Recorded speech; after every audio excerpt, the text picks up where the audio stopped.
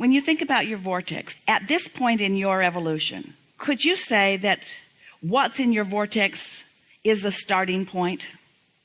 In other words, we've been saying you mix it up, you do all this, you don't know. We've been saying all of that for a very long time. But at this point of your evolution, could you say what's in my vortex is now my starting point? I accept the reality of what's in there. So then, can you take any pleasure at all in describing what's in there, in anticipating what's in there? Can you take your mind and go in there and play with it? And is any of that pleasurable? It's amazing. When you say, what should I do? That's what we'd do. We would anticipate this discovery of how all of this is going to surprise and delight you. Because we can feel that what's going on with you is you're accustomed to being active with your mind, active with your body, and it just feels off to you to just sit and say, I know it's in there and soon it will come out for me. Unless you meet it with some vibrational frequency. So let's say wonderful things are in there. Let's affirm that wonderful things are in there. So are you trying to figure out how to get your energy in a place of expecting to meet it? What do you think you're asking for?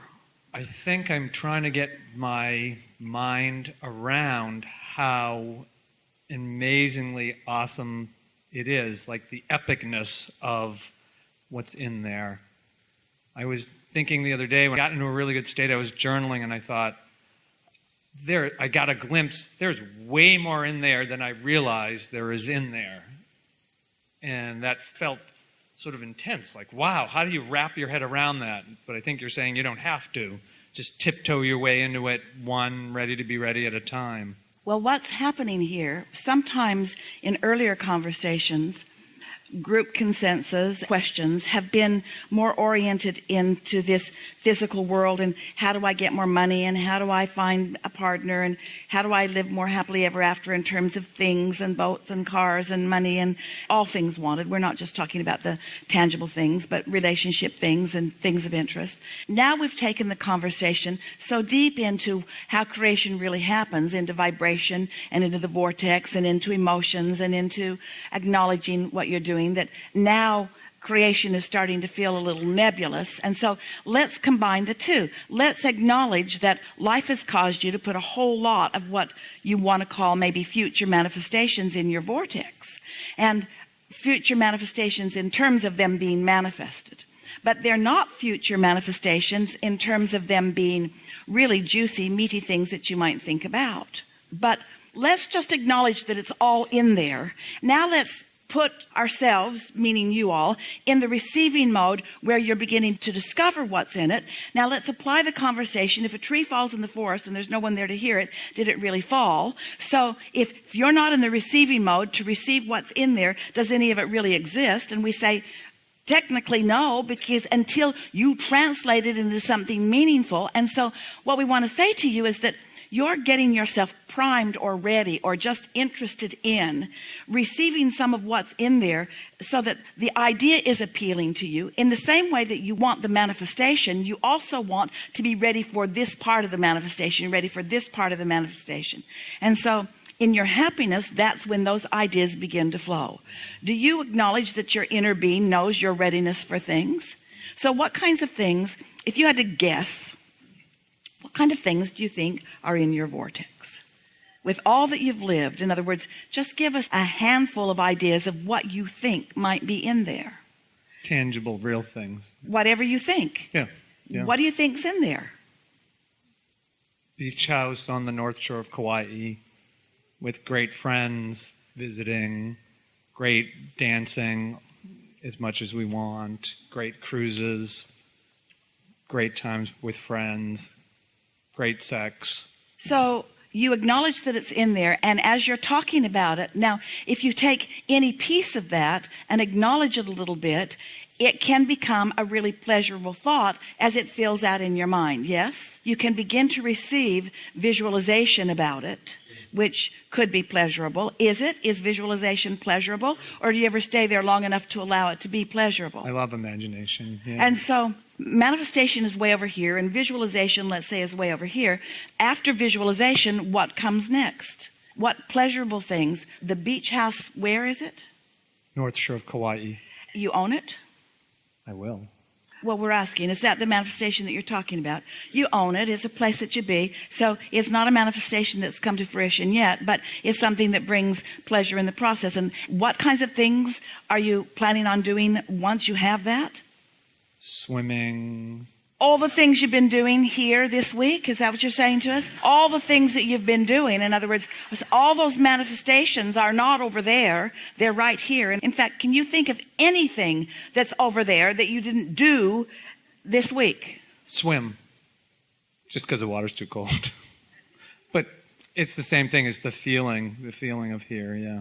Is there any immovable edge or even any soft edge between where that visualization is and that manifestation? In other words, does it feel like, is there an effort factor that you feel like you need to apply, or a doing something different factor? Because that's what it feels like. When you say, what is it that I need to do? It feels like you're still wanting to do something to move the distance between the visualization and the ownership of it. And when that sensation goes away, when that feeling that I need to be doing something more than I'm doing in order to accomplish something more than I have, when that feeling dissipates and you accept that the vortex is already a reality that is just feeding you in the perfect way so that you're satisfied, then you'll be right there. Then the question won't be, what do I need to do, or what should I be doing? Right.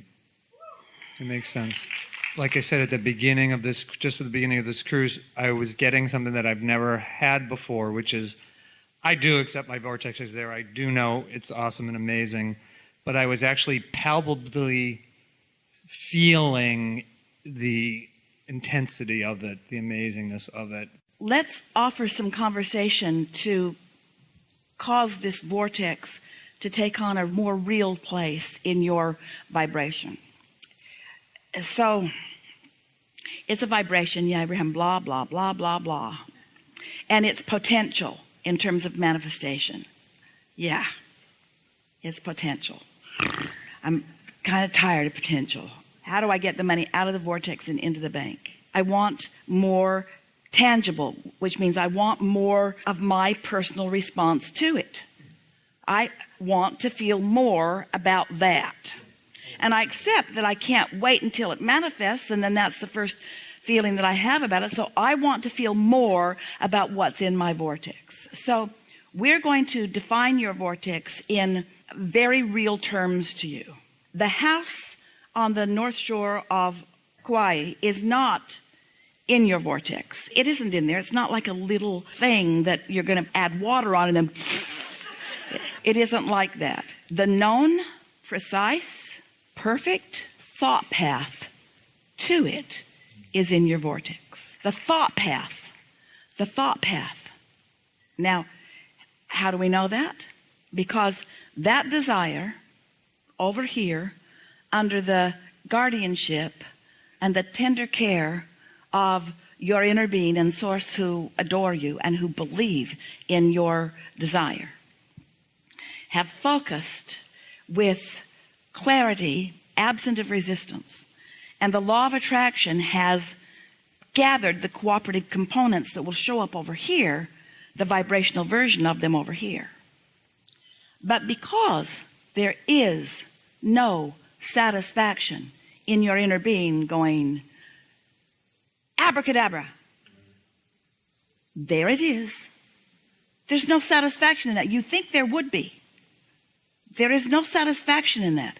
The satisfaction is in the evolution of your thought process and your willingness to not resist the impulse and to go with the flow of the idea, because in the discovery of this and this and this and this and this and this, you are going to be receiving those impulses and witnessing the becoming of this. And the experience of that evolving within you is far longer lasting than the walking in and there it is. You following that? So did we describe your vortex accurately enough for you? It is the thought path to all things wanted. It's the clues. It's the ideas. It's the known rendezvous. And you might want to say, well, why don't you make the clues bigger? And why don't you tell us more precisely? Why don't you give us the phone numbers of the people that we need the phone numbers of? And we say, all of that is coming to you to the degree that you are ready and willing to receive it. That's what we're saying. As you accept this reality and you realize that there's castles and buttons in there and some of everything that you want is in there, and you hear us when we say it is your now readiness to allow yourself to be the receiver that life is all about. Life isn't about having the house and being there and what will come next. Life is about the evolution of all of that, you see. Did you get there? Did we get there for you? Something more? So take us back just for a moment to the question that we interrupted you in. So I want to know you began. What do I think it's how I need to be to allow more of that visceral awareness. So be knowing that the vortex exists. Are you? Sure. Be knowing that the realities of the vortex are what your life is about. Do you know that? Sure. By knowing that the content of your vortex you put there so it's precisely catering to your interest. Do you know that? Sure. Do you know that your inner being is there and knows all of that? Sure. Do you know that your inner being knows what you're ready for? Yes. Do you know that your inner being knows that you don't want it all at once? Sure. Do you know that your inner being knows that you want to do it, that you don't want your inner being to do it? Yeah. Do you know that it's a co-creative experience? Do you know that there will be a lot of other humans involved? Do you know that along with all of the components that are in your vortex, there are other people lighting up all around you that are also already in your vortex and that their inner beings are talking to them? Do you believe that you know them when you see them? Can you feel the synergy of some conversations that you have with some people? Sure. Can you feel the on the track of things as you're moving along? And can you feel that, this is most important, can you feel that house in Hawaii, the idea of it, only exists